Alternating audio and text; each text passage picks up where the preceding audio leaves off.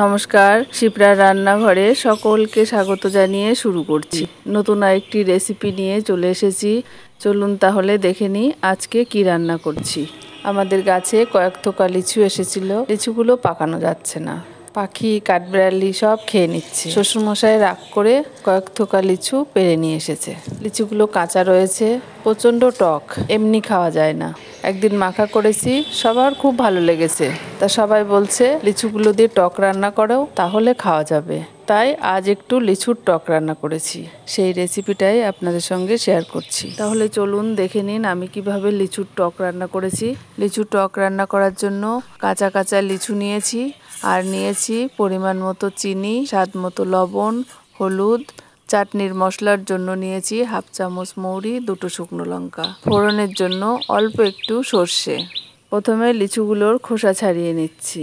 এই রকম নতুন নতুন রান্না দেখতে আমার চ্যানেলটিকে সাবস্ক্রাইব করে পাশে থাকা বেল আইকনটি অন করে রাখুন। তাহলে আমি যখনই কোনো ভিডিও দেব বা রেসিপি দেব, আপনারা আপনাদের সুবিধা মতো দেখে নিতে পারবেন। আর যদি ফেসবুক পেজ থেকে আমার ভিডিওটি দেখে থাকেন, লাইক, শেয়ার, কমেন্ট এবং পেজটিকে ফলো করে রাখুন। সবগুলো লিচুর খোসা ছাড়ানো হয়ে গেছে।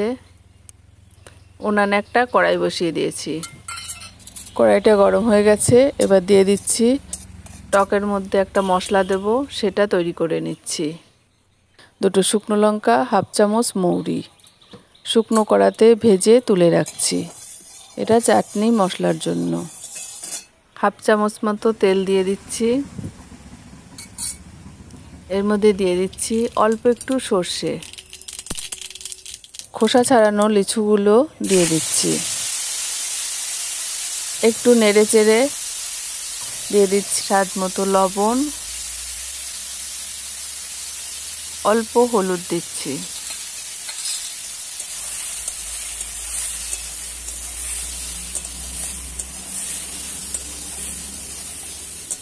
নেড়ে চেড়ে এবার এর মধ্যে দিয়ে দিচ্ছি পরিমাণ মতো চিনি। লিচুগুলো ভীষণ টক, তাই একটু চিনির পরিমাণ বেশি দিচ্ছি।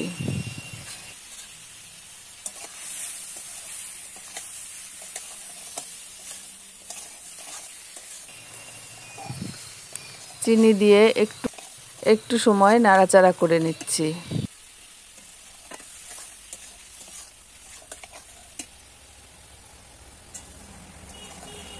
একটু নাড়াচাড়া করে দিয়ে দিচ্ছি পরিমাণ মতো জল দিয়ে লিচুগুলো কিছু সময় রান্না করে নিচ্ছি।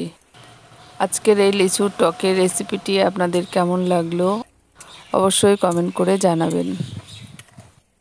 আমি যে মশলাটা ভেজে রেখেছিলাম, মৌরি আর শুকনো লঙ্কা ভেজে রেখেছিলাম, সেটা বেটে এর মধ্যে দিয়ে দিচ্ছি।